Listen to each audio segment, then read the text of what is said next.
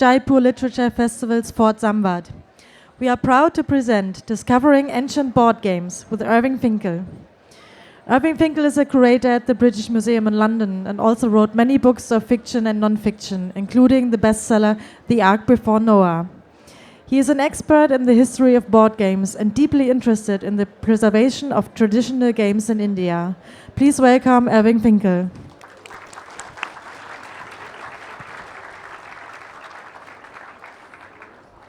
Right, can we have this next?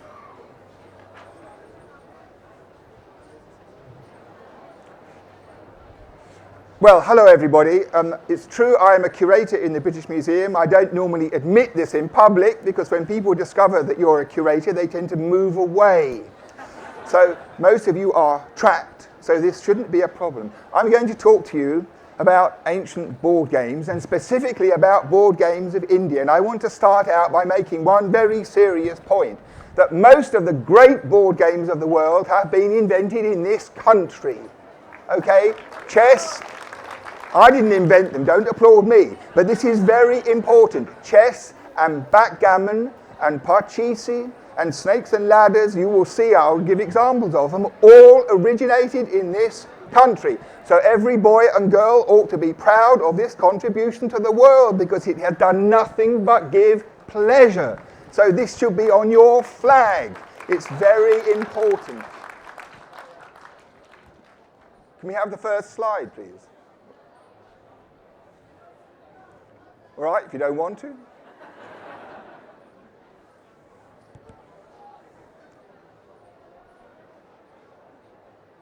Can we have some slide?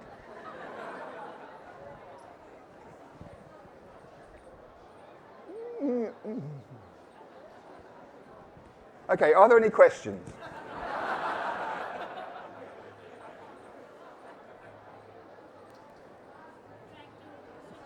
Right, I see. Well, let me explain before we start. Ah, yes. Okay, fine. This is to get you in the mood. I'm going to talk about ancient board games and how they bear on people who are proud of being from India. So I'm going to teach you some unexpected things which ought to shock you, keep you awake, and I'm expecting gasps of amazement at regular intervals. Can we have the next slide, please? Okay, the first thing is this, and a gasp is on its way. Board games are at least 9,000 years old. Marvelous. I love it, I love it. But the thing is, this is true. This is not just nonsense. In the Neolithic period, okay, before pottery was invented, when people were living together in small pre-city type urban conglomerations, in all the houses, in many places, in Israel, Jordan, Syria, Lebanon, across that part of the world, before pottery was invented, these houses have in them pieces of limestone with 2 rows of holes. And they are certainly a board for a board game. Of course, we don't know anything about how it was played or anything more about it than that, but what we can say is that when the nomadic lifestyle is given up and people become sedentary, they have in their lives, in their daily lives, periods of leisure, perhaps for the first time, and it is then that this human need first is clear in the archaeological record. So my idea about board games, when you look at them all together all over the place, is they fulfill this marvelous Indian term of time pass.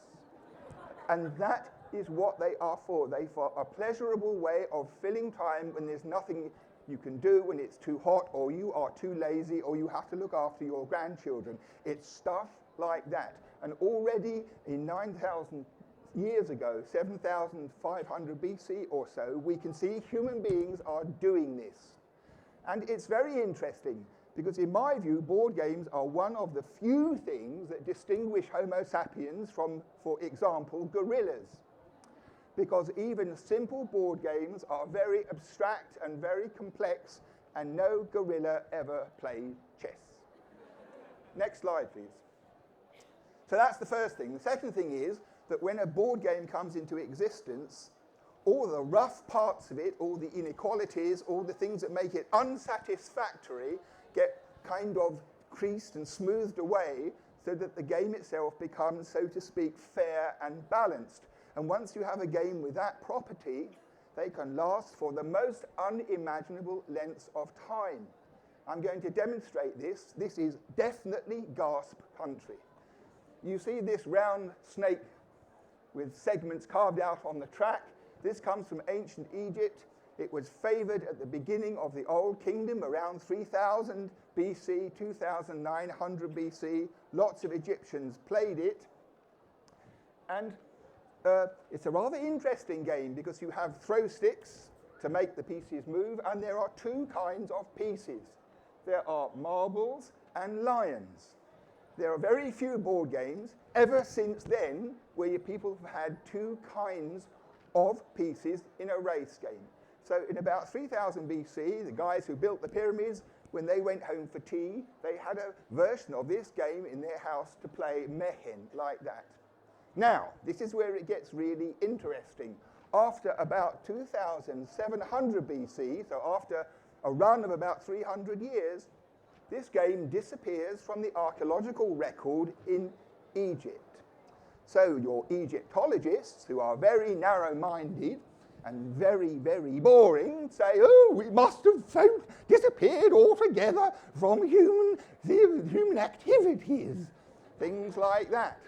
Now, this is the interesting thing. In the 1920s AD, okay, a British political officer in the Sudan discovered a game in play called Lib el-Murafib, and he was a kind of interested man. He recorded all the details, and it was a spiral like that, and there were two kinds of pieces, which are not shown on this diagram, I'm afraid, but there were two kinds of pieces on a spiral board. He knew nothing about the ancient Egyptian game at all, but he got the rules, and how does it work is this. The first kind of pieces are old ladies. And old ladies start at the beginning of the track. You throw some kind of dice, and they plod around all the way to the middle where there's a well. And they fill up their pitcher of water, put it on their heads, and plod all the way back to home. And you have 4 each. Now, this is where it gets interesting, because the first old lady who gets home entitles the player to use the other kind of piece, which is a jackal. And the thing about the jackal is, when you throw the dice, say you throw a 2, because it's a jackal, it becomes 4.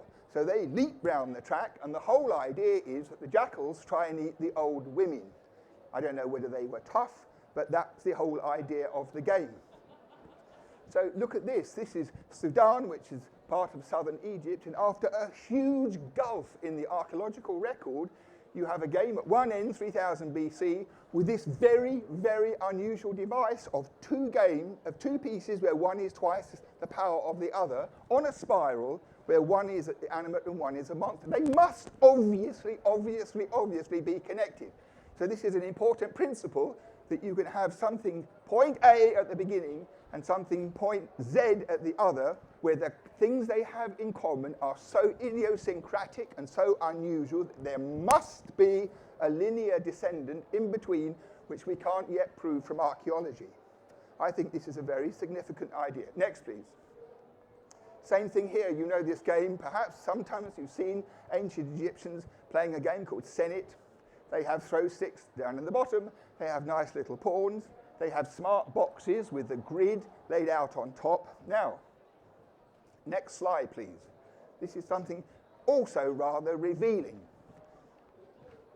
There are lots of paintings of this game. There are lots of examples of them. And there's even an Egyptian papyrus which describes what happens to a dead person when they are deceased. They have to play this game of Senet with one of the frightful gods in the gates to the underworld. And if they win, everything is fine. And if they lose, they are in trouble. And because a poet once wrote a manuscript scroll all about this, we kind of know how it was played. So you see this boring looking diagram up at the top. The pieces were laid out like this: one black, one white, one black, one white, all the way along the back edge and halfway down the middle. And you have dice and you throw them. And what you have to do is to get all the way round to the end and then negotiate the funny squares at the end to be first off. So Egyptologists, that race of people I mentioned before, are determined that they understand fully how this game was played. And I tell you what this game is like. It is unbelievably boring because it should be called traffic jam, because you kind of move along like this, and maybe if it's really exciting, you go like that. And the evidence is overwhelming to the Egyptologists that for 3,000 years, people enjoyed this board game. Well, I had a bit of a think. I did a bit of research, and I can prove that there were 2 games played on the same board. So when we see pictures of people playing with evident enjoyment, they are not playing traffic jam, but they are playing this game when the pieces are set out according to that pattern, opposite sides, and they battle between them, and it's very exciting. And you ought to recognize this game. Next slide, please. Because this wonderful South Indian game compendium has a 4-row version of a game like that, which is definitely a kind of long-term grandchild of this Egyptian game. Why do I say that? Because there's lots of evidence that this family of games was spread by Islam. There are all sorts of versions of it, and nobody knows where it started, and the Egyptian game is assuredly a parent of this game, which then was spread throughout the world and still lives and still lasts, and many people play it in villages for fun. Next slide, please. Now I have to tell you about the royal game of Ur. This board was made in about 2600 BC. It's a very, very smart piece of bling. It was made of wood. The wood has, of course, disappeared a long time ago, so the inlay, which is there clear, was set by the conservator in a kind of material which reproduces exactly the original shape. And when it was found in a very lavish grave belonging to a princess of the royal family of Ur. And there were 5 members of this family who had boards of this kind in their graves, sometimes with the pieces and dice, you can see at the bottom, obviously with the idea that they enjoyed it so much when they were alive that they couldn't imagine the next world without it. So these were excavated in about 1920 by Sir Leonard Woolley, and they were the first examples ever known, and all sorts of people decided they knew how to play this game. Ha ha, they sat in their room, they chewed their pencil, and then they wrote rules, but they were all nonsense. Next slide, please. This is where this story gets interesting, because when it first appeared, this game was on its own in Iraq, in southern Iraq, in the middle of the 3rd millennium. And then more recently, there was excavations at this site of Shah-i-Sokhta in eastern Iran, where they found a cemetery, where the same pattern is found, a bag of pieces as well, contemporaneous with the one at Ur, the same conception, but with a local style of decoration. And then next slide, please. And then we found, back home, so to speak, that this same game appears here in the Indus Valley civilizations. This one from D'Oliveira is the most convincing because you can see that there's no continuation of the flank squares and that it goes into a narrow neck. This one is, I don't know about the drawing. Now I'm going to tell you a secret. This is highly, highly immoral of me, but if we could have the next slide, please. Oh, I'm not going to tell you a secret. Hello? Yes, one of my dear colleagues called Julian came to India some years ago, and because I'm always talking about this boring subject in the British Museum, everybody there is fed up to the back teeth with me in the royal game of Ur. When he went to this site, D'Oliveira, there was a dig house with lots of stuff outside, including a brick which had on it the grid which he surreptitiously copied with a biro under his coat because there were guards there looking out for people who might take a photograph. Because you know what happens if you take a photograph? You probably do know what happens if you take a photograph. And he didn't want that to happen to him, and he decided a surreptitious drawing. So this is the only evidence for a complete board that comes from the Indus Valley, drawn by my colleague. So when this book that I'm in the middle of writing is published, this will have to be illustrated as one of the sources. Next slide, please. So I said that people had ideas how this game might have been played, And in fact, the most rational one is this, because you have two sides of pieces which are all the same strength. So they are like pawns, so to speak, in chess. And many people had the idea that white, as it were, comes in at the top, follow the arrows, goes up the middle and turns off the end, and black does the same. So you have some marked squares which might bestow another throw or safety on you, as in many subsequent games, but that kind of route is plausible and intelligible. So that is, as it were, purely theoretical, but if we could have the next slide, please, you will see that there is some interesting evidence to confirm it. So this grid at the top is the same as the last one. It's the middle of the 3rd millennium BC. This was the same game played in India, Pakistan, Iran, and Iraq, that great sweep across Asia. All the early boards we know are like the one at the top, but by 2000 BC there is a change where the two squares, top and bottom, that adjoin the neck are moved to make the neck longer. So you have 12 squares down the middle. So when you think about this in real terms, this makes a lot of sense. Because if you're playing style A, when you've got your pieces safely, presumably you fight with your opponent in the middle, but when you've turned the corner, in style A, all you have to do is throw a 2 or a 1 to get the pieces off. So it's a kind of constant, you always get 6 when you have to get 1. It's the rule of life. And this adjustment means that, on the contrary, you are not really safe until you finish. You can have lots of pieces clustered at the end thinking you've got the game nicely in the bag, and then your sister has a few fortuitous throws and you get knocked off and you have to start again. So scheme 2 is a more slick and a more exciting and more competitive game. And I can promise you that I have tested this exhaustively. Lots of people will never play a board game with me again, but I know scientifically that these two things are true. Next slide, please. So you might think that, as I said before, curators have a dusty, boring and tedious life and it rubs off on people, but I can tell you, being a curator in the British Museum is one constant threat to inner tranquility and steadiness of heartbeat.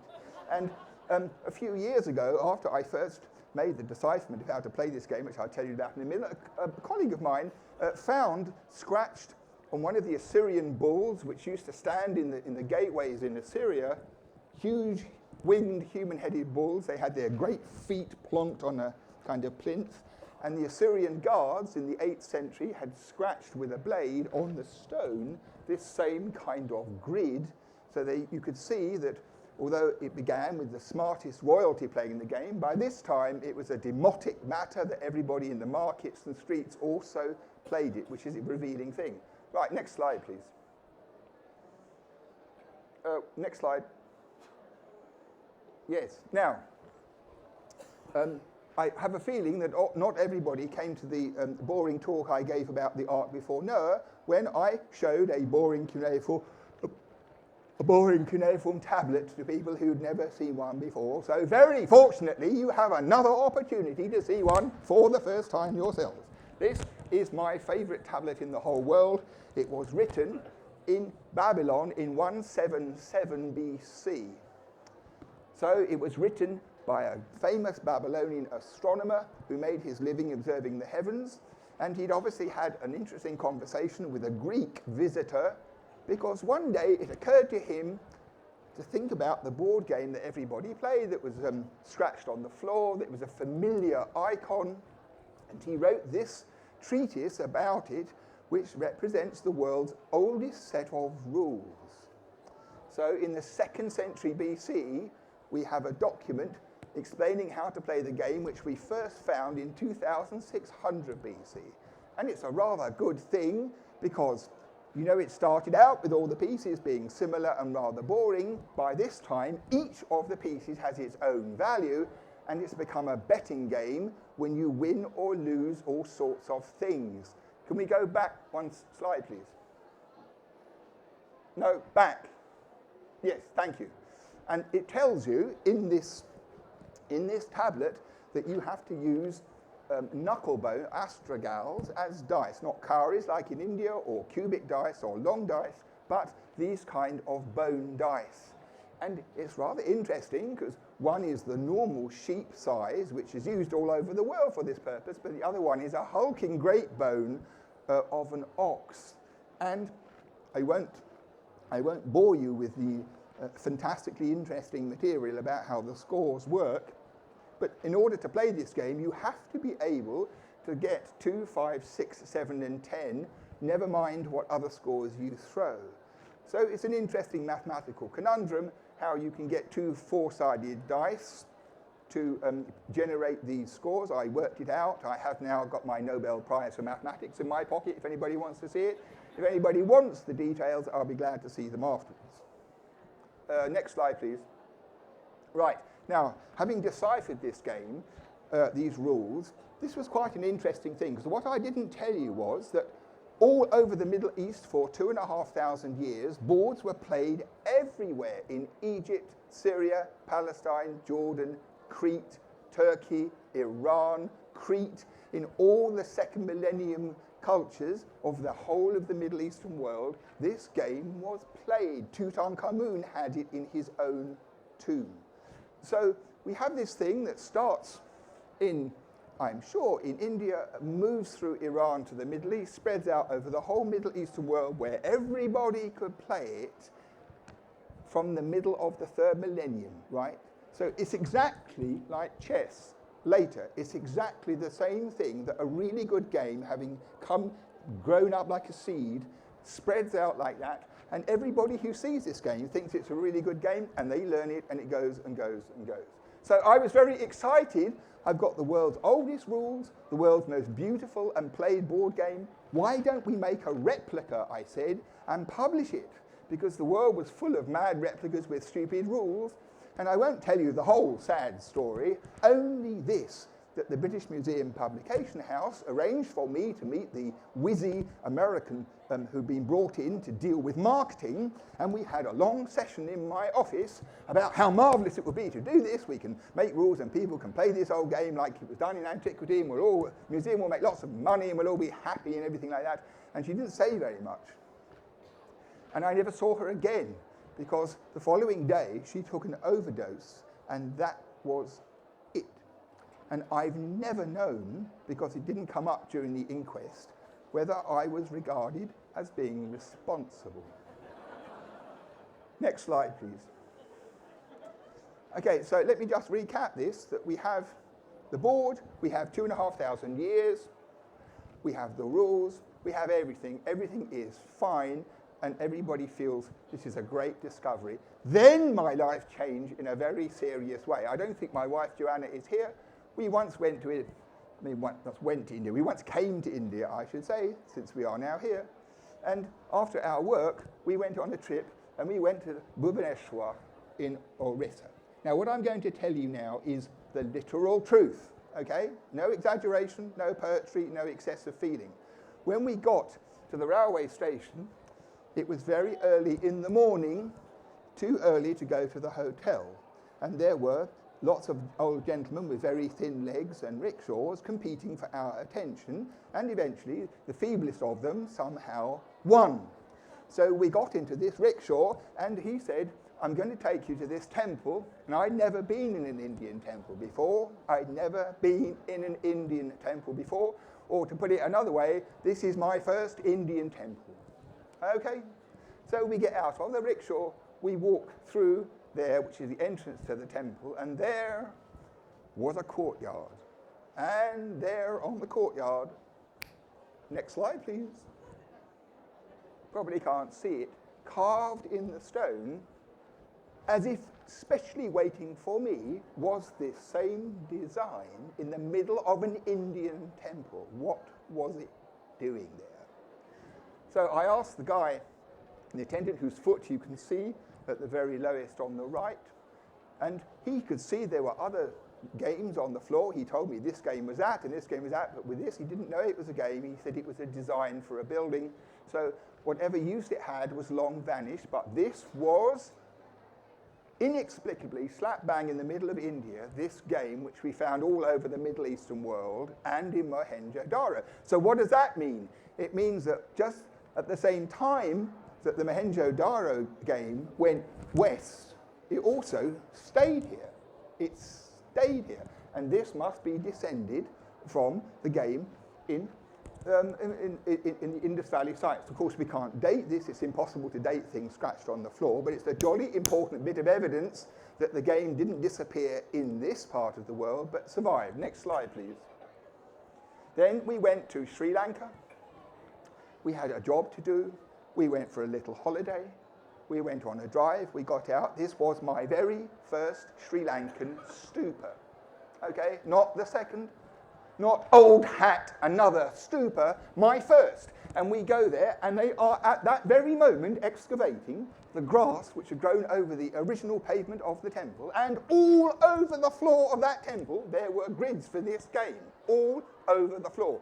I mean, the slides here are terrible. There must have been 30 of them scattered around, and people obviously played it with great enthusiasm for a great amount of time. So, next piece of evidence, the Mohenjo-Daro game stays in India and moves south to Sri Lanka and survives, perhaps into the Middle Ages, we don't know how much longer. Next slide, please.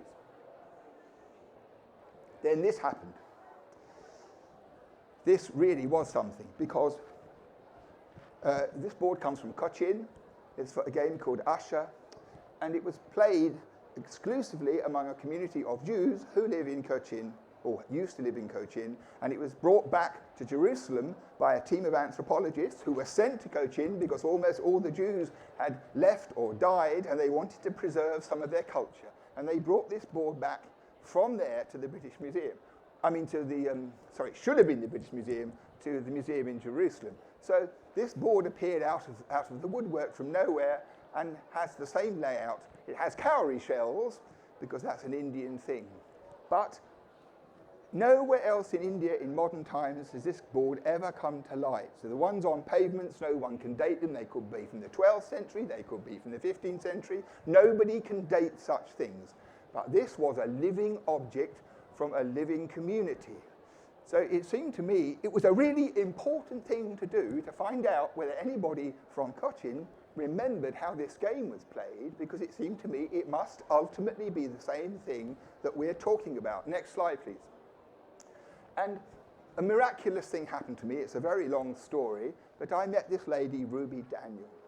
And she was a Jewess from Cochin, and when she was a young woman, a teacher, she left India and she went to live in the north of Israel.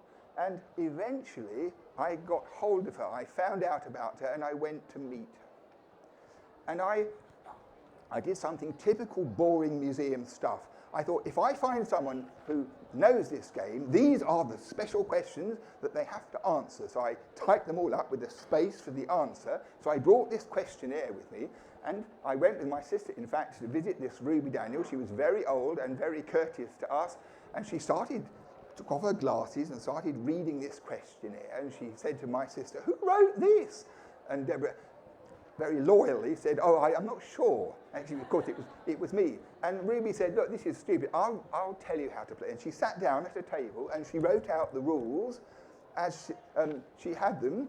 She hadn't played since she was a girl, when she used to play with her aunts at about 65 or 70 years before. She remembered everything, and she taught me how to play it. And this underwater photograph shows me and Ruby Daniel playing this game once she taught me the rules. Now, the rules were amazing because they dovetailed to a remarkable extent with the ones written on the clay tablet in 177 BC. There were some details of Indian type. Can we have the next slide, please?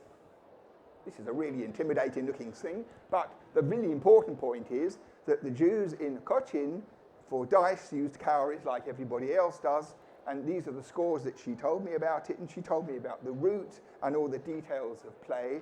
And so we had this very interesting conundrum. We have a third millennium game, which with a couple of tiny, tiny lighthouses in the darkness, we can see are somewhere on pavements here and there. And then we find, at the end of the story, this game is still alive among just this community. Well, this is an inexplicable matter, because the Jews of Cochin ultimately came from Babylon, because that's where all of the Jews came. After Nebuchadnezzar destroyed Jerusalem, they all went to the exile in Babylon. They all sat around crying, according to the Bible. And when Cyrus the Great came, some of them went home, and some of the more adventurous ones travelled east, like merchants and other people. And the ancestors of these Cochini Jews certainly came from Babylon, and they brought with them in their heads the board game that everybody played there. But there, in this context where their origins were so significant, they preserved it. They taught their grandchildren, they looked after it, so it remained a living tradition. So this is the direct descendant of this game from all that time ago, which has gone round the world in a kind of massive loop. Next slide, please. Okay, now this brings me to the main point of my lecture about India. This is the game of Parcheesi, sometimes it's called, or Chopat. This is a brilliant invention of your country. Played by 4 players, it's subtle, complicated, marvellous, really marvellous.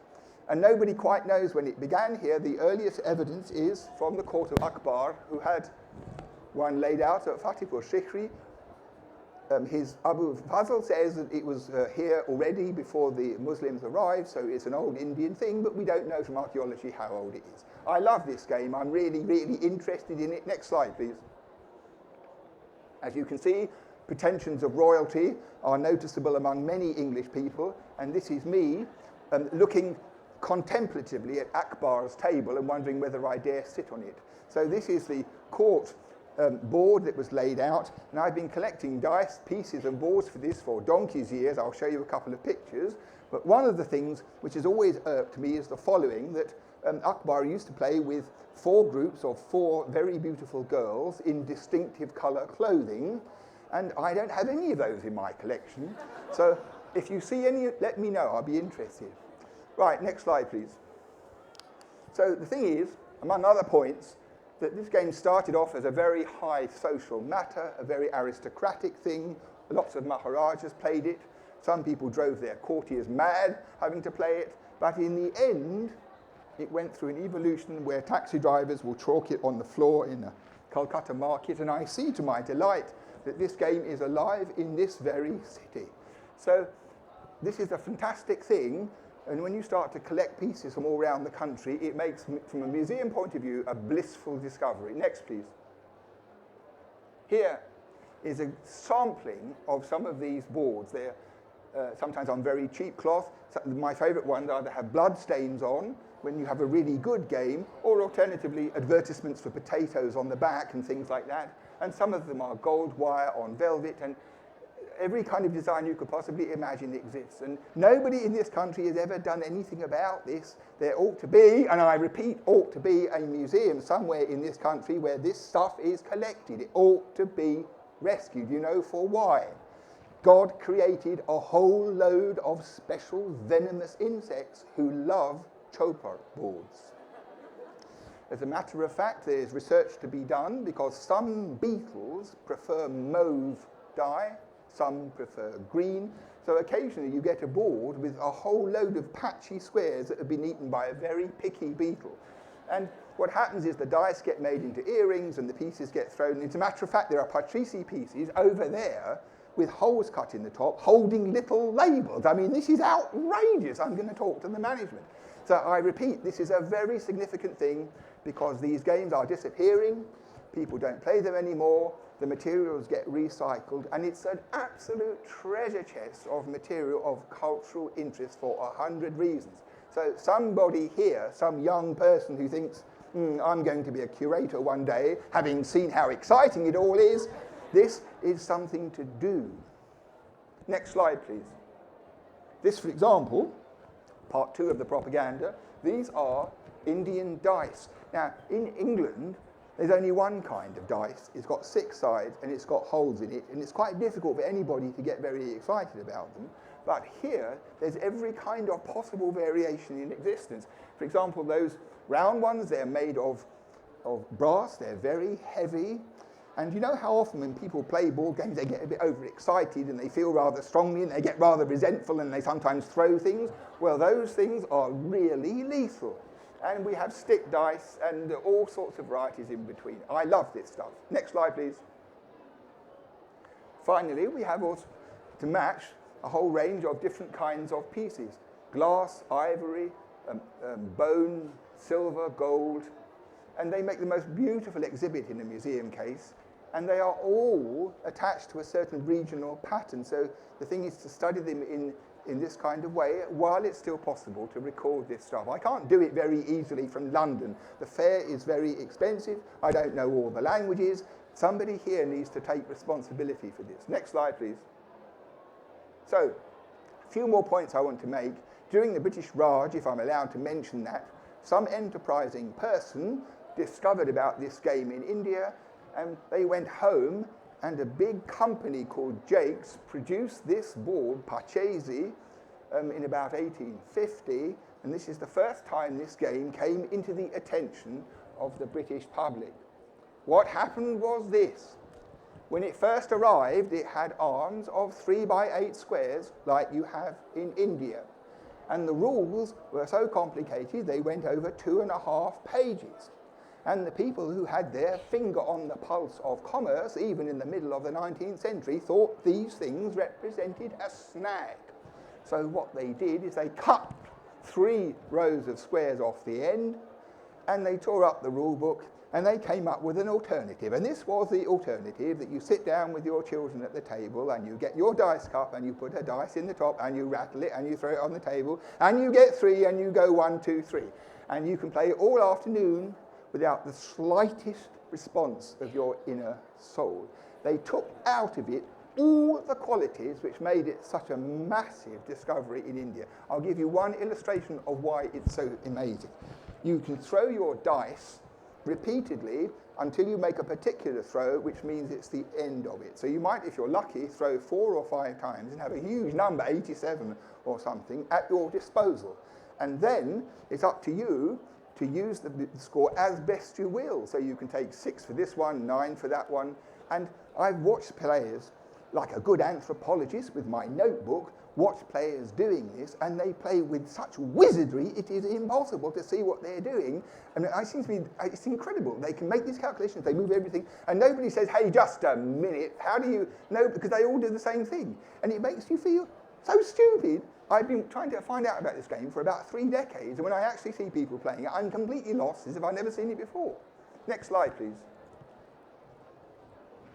So then what happened is, this is what I meant to tell you, that stupid game in Britain was called Ludo, right? It's an anodyne, fatuous thing for the slow-witted, and they called it Ludo. Why? Because Ludo means I play in Latin, because this was a time when everybody knew a bit of Latin.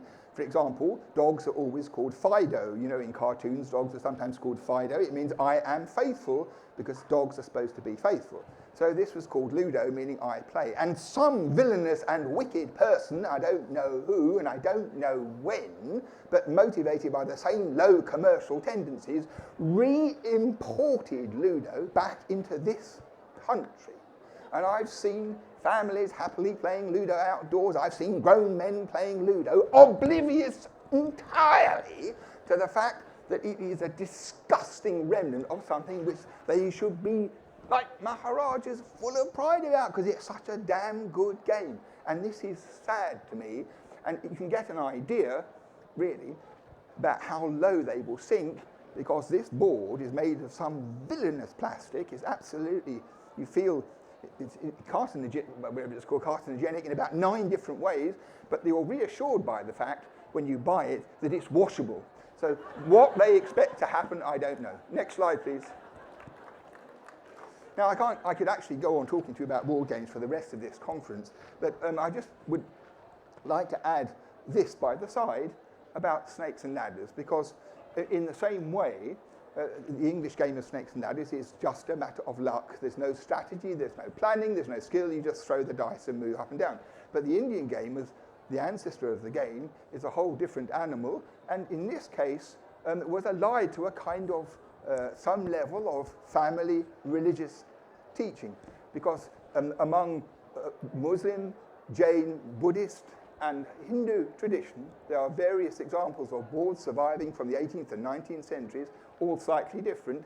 You have this idea that each square bears a legend such as uprightness, unreliability, stiff-neckedness, and other such wicked things. And if you land on one of those squares, you go immediately, bitten by the snake, tumbling down to the lower regions. But if you are a good person who helps old ladies across the road without stealing their handbag, you then go up the ladder.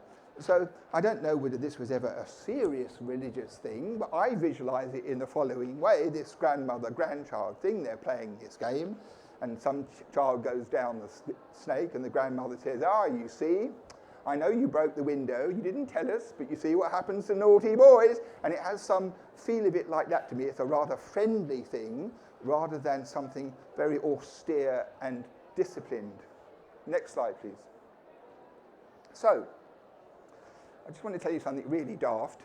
A lot of games played in the countryside, in villages, are of this kind, where one player has a tiger and the other has 7 or 9 sheep. And they play on a grid like this.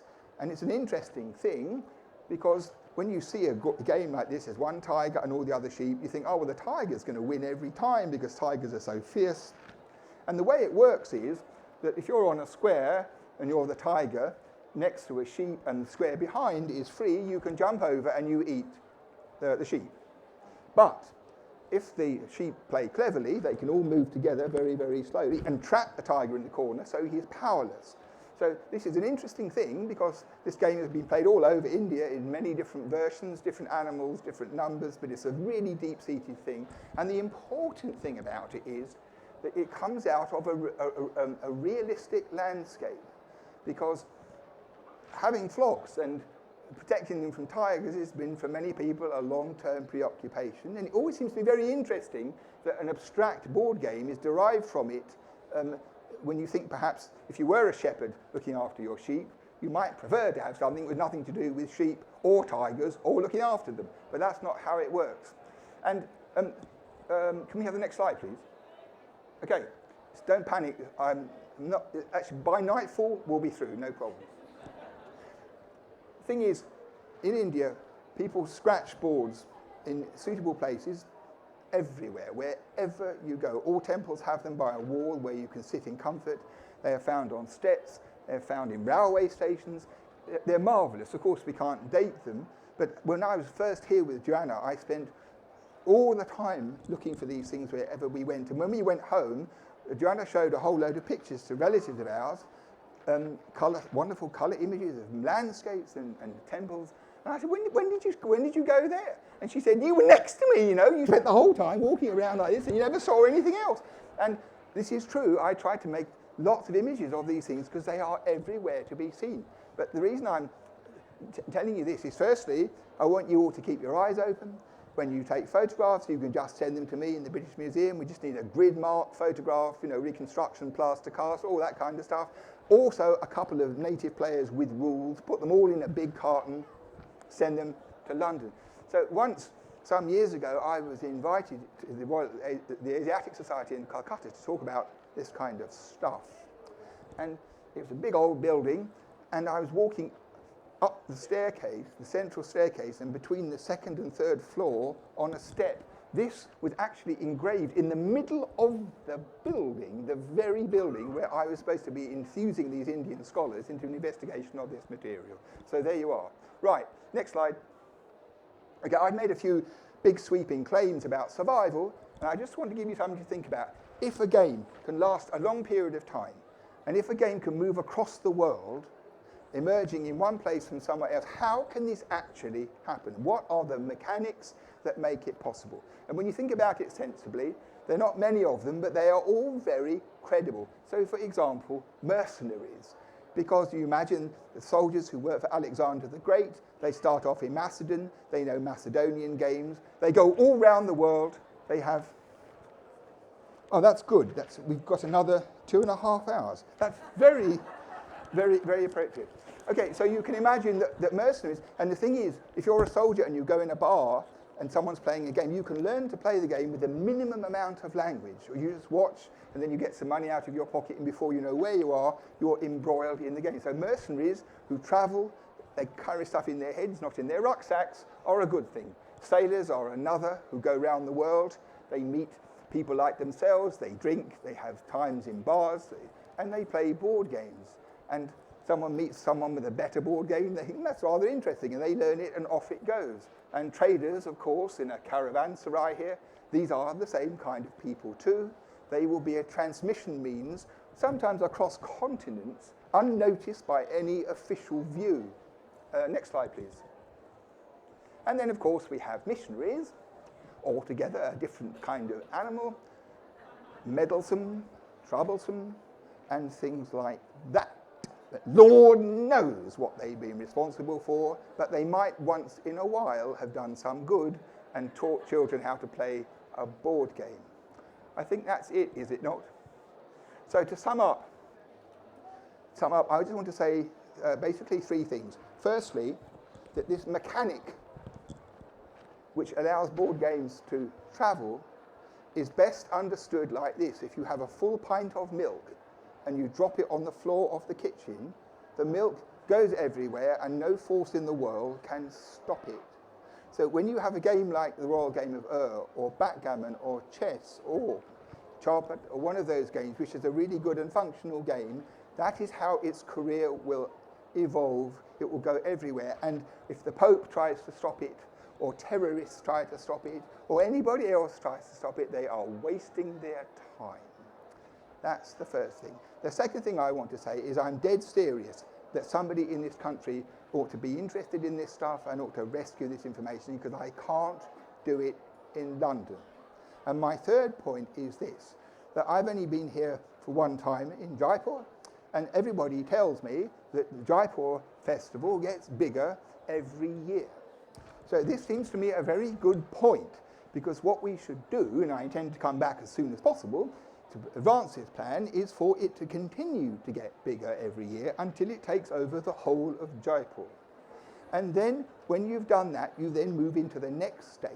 And so eventually the plan will be that the whole world becomes a literary festival. And people spend their time, just a minute I'm talking, that people spend their time talking about literature and books, truth, philosophy, history, what this means, about all this experience, people they've never met before. You know, I've been talking to people about things standing next to me out there in the masses. If I did that in London, they'd phone the police. They would, why are you talking to me? You know, and what are you, an intellectual or something like that? It's impossible to imagine. I've been to literary festivals in Britain where people stand about, you know, in this kind of way and talk about how they wrote their poetry and stuff like that. The difference is incredible. So I think this is a solution for the world, and when it's finally the whole globe is one big literary festival, there'll be no more wars, there'll be no more miscarriages, there'll be no more deaths, everything will be perfect. Thank you.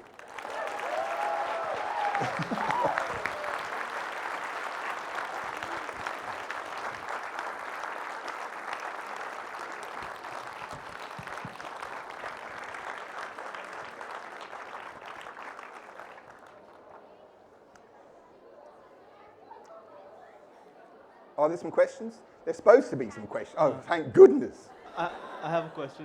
Have you been able to locate any games scratched on the floor in JLF? I've looked, not yet. It's very worrying, actually. I haven't found a single one. Thanks. I have two questions for you. The first is, do you see a trend or do you see like a shift in the games being played, or a shift from intelligence-based games to luck-based games, for instance, from chess to Ludo, things like that? Second question is, answer this one. Well, I think the thing is, it's a jolly good question, that question. I think what happened, there's room for games which are pure luck and pure skill at the same time, because they answer different questions. And some games, perhaps the most successful, are both at once. So backgammon, for example, is a game which is a dice game with a high unpredictable chance element, but also a lot of strategic skill. And historians tend to hold up backgammon as the perfect blend of those two things. My second question is, nowadays, a lot of people from my generation, including me, play games on our phones, like Candy Crush. So, a lot of virtual gaming. Yes. So, do you see that as a threat to board games, or do you think board games will survive? I see that as a threat to humanity. I think... I agree with you. Actually, I'll tell you something. Once somebody came to the British Museum quite a long time ago, and they were going to have an exhibition about computer games, at Waterloo, no less. And they wanted to ask my advice, and they said, you know, I said, well, what have you got there? And he said, well, we got this fantastic game called Cluedo. And I said, I said, Cluedo? Yeah, he said, yeah, Cluedo already exists. Cluedo is a board game played on a board by human beings, you see? It's called Cluedo there as well. And what they've done is they've taken these normal games and put them on the computer, and that was the beginning of the rot. That was the beginning of the end, in my opinion. Have you studied this game called Chopper? Hi. Have I studied it?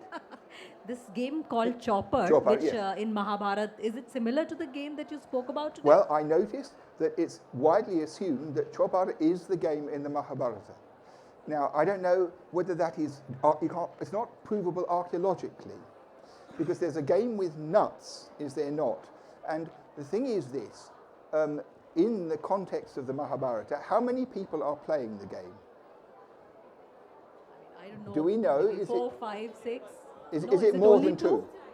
I have a feeling it's two. When you see paintings of Shiva and Parvati playing, they don't play Chopar, they play a game for two players, because it doesn't make sense to have a four-armed game. So I'm not sure whether it really was Chopar, but if it were, it would be marvellous. Sooner or later, archaeology will find some specimens and will be certain. But I don't think anybody knows for certain. What that was. Thanks. Dr. Finkel? Yes. Yes. Yeah.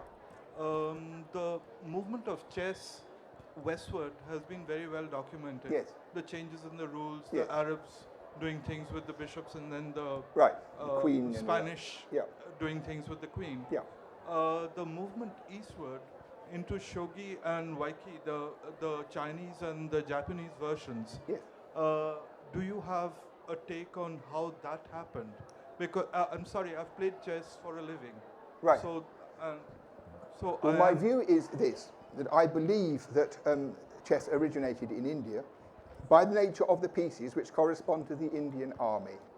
And there is a general view that the game itself of chess originated in India in a way one can understand, because if you have an army of soldiers, bishops, camels, knights, and elephants, and the theory was that there was an extant board which was used as a surface in order to teach military strategy, how to use your troops together, how to move round things, how to jump over things, that sort of idea. And somebody had the idea that this material would make a board game.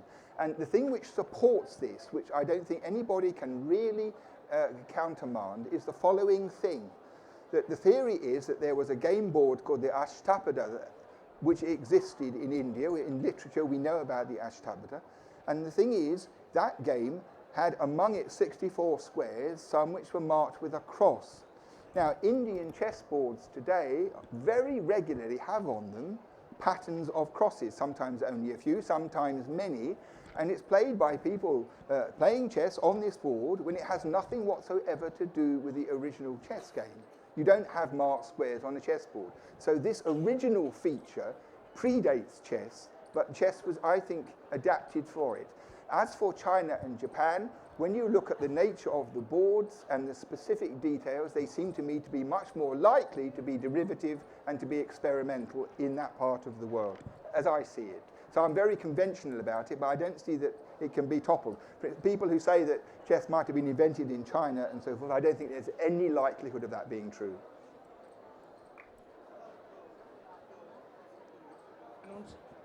Yeah, good afternoon, sir. Hold on, we'll have to talk. Yeah. I'm here.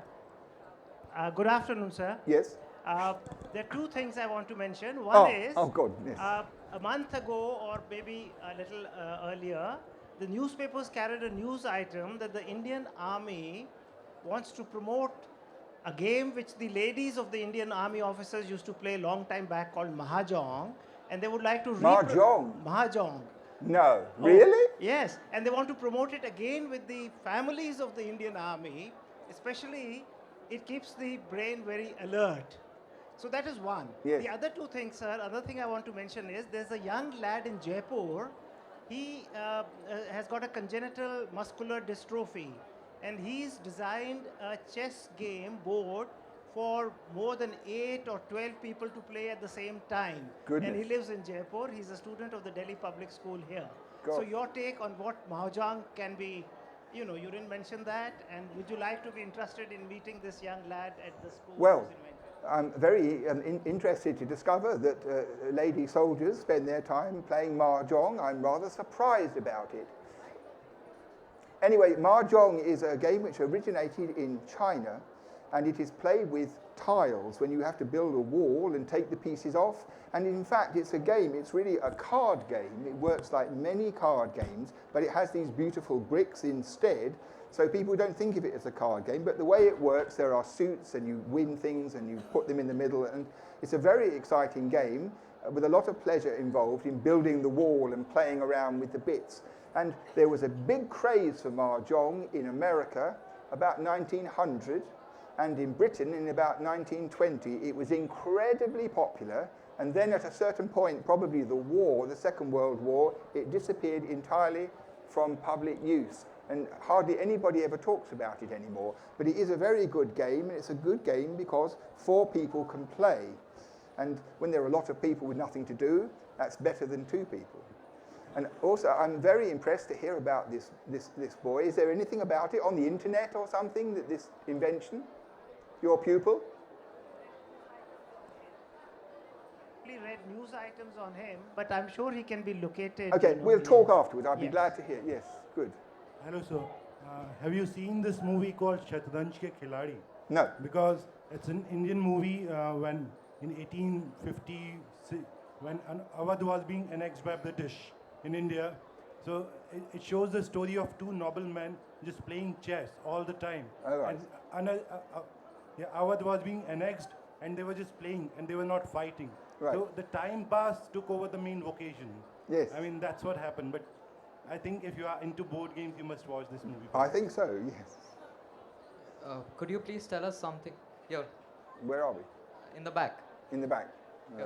Up. In the Right, back, okay. yes. Could you tell us something about the evolution of the board game Go and why it's ultimately been less popular than chess? That's a very difficult question to answer. Well, there are several, you know it's played on a board of 19 by 19 lines. And it's different from all other board games. For one thing, you don't play in the squares, you play on the points. That's always an unusual thing. And the second thing is, you can't classify it very easily. It's not a race, it's not a war. It's a game of territorial expansion. And it has many remarkable characteristics, none of which help in answering your question. But one of them is this. You can learn how to play this game, Go, in an afternoon with no difficulty. It is a very simple matter to understand how to play.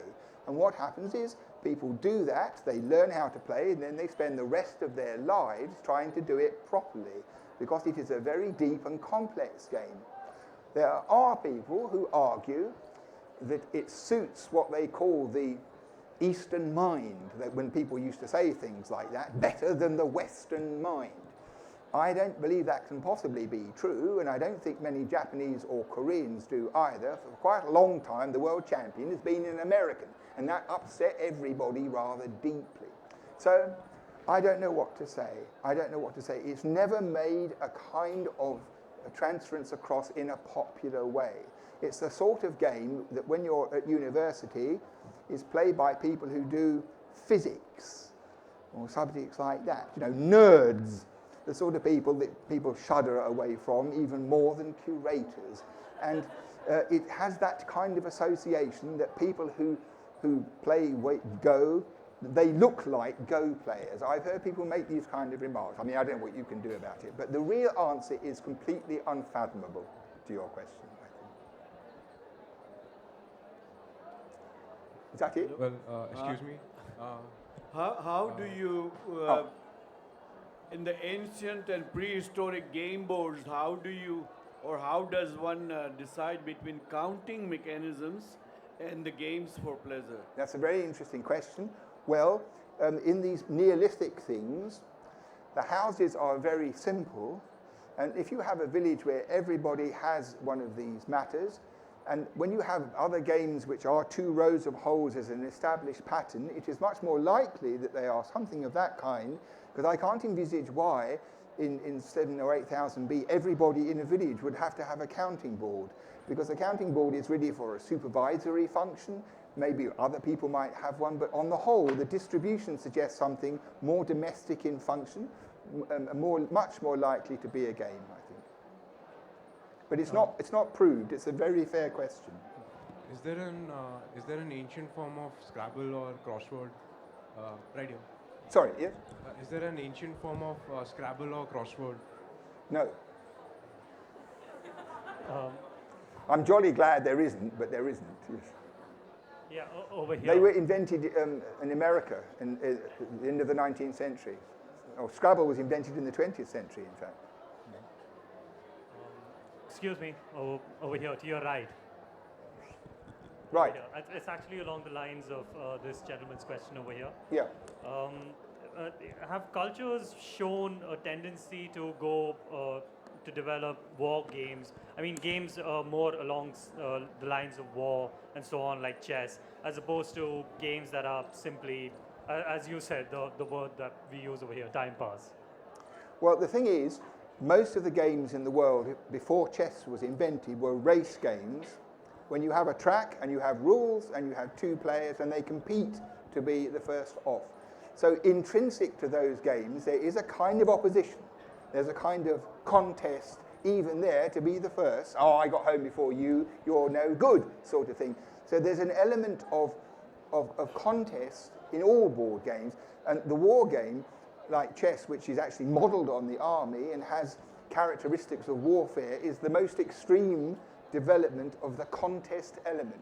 But all of them, in a way, if you're the sheep, you certainly feel you're at war with the tiger, but it's just a jumping over the heads kind of game. So intrinsic to games, there is a sort of opposition of individuals. And in fact, many people believe that board games came into being in the very first times as a way of safe contest, as a way of sublimating aggression and that sort of. I don't know whether that's true. Yeah. Good afternoon. Hello. Do you have any favorite board games? And more importantly, are there any interesting, obscure board games that you're particularly fond of?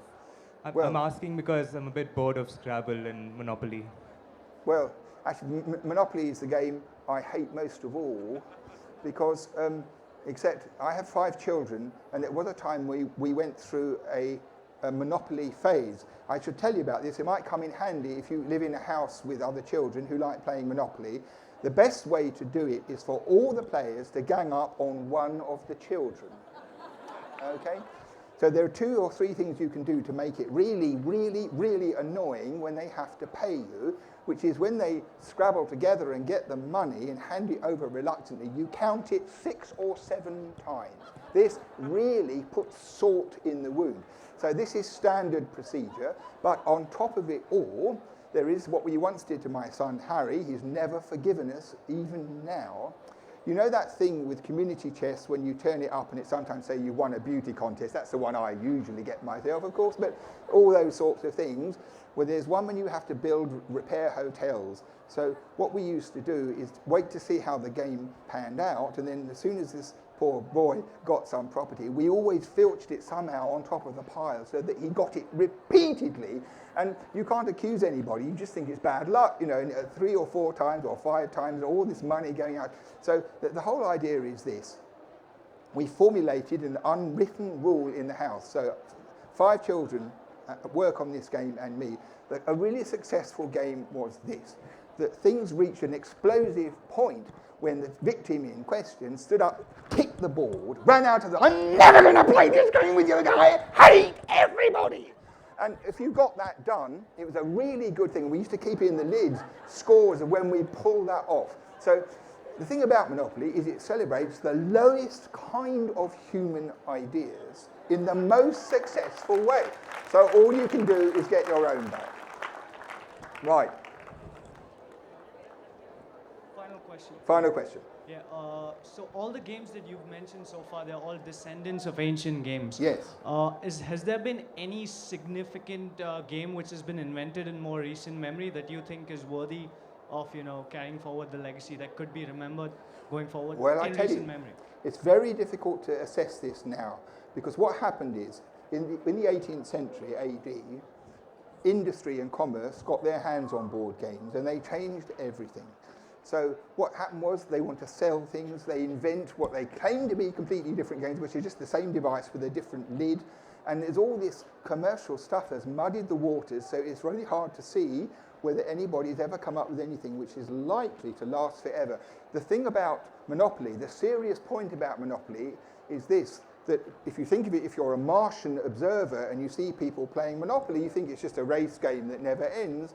And the thing about it is, the genius who invented it had the conception that a player could own a square. This was a new thing in the history of board games, and I think all the manufacturers have always been looking for something so powerful.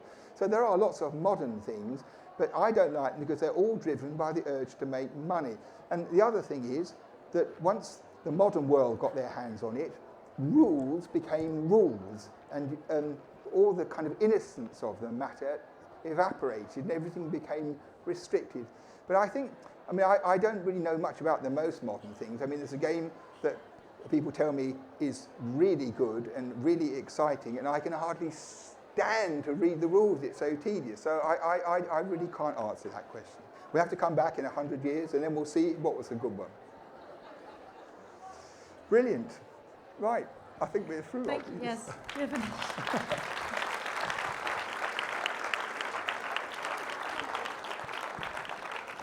Thank you very much, Irving Finkel. He will be available to sign their books at the book signing area right behind you. Books are available at the bookshop Full Circle. We also have a merchandise store behind Scharbach, and you can shop online too. Friends, we have our last music event tonight at Clark's Amer. Feathers Ensemble and Temple of Drum will open the finale of the JLF, followed by Svaratma and Delhi to Dublin. Show starts at 7 and tickets can be bought at the venue. Please help us in keeping the venue clean. Do take your litter with you and dispose of them in waste basket. Our next session here starts at 2:30. Dastangoy with Fausa and Valentina Trivedi.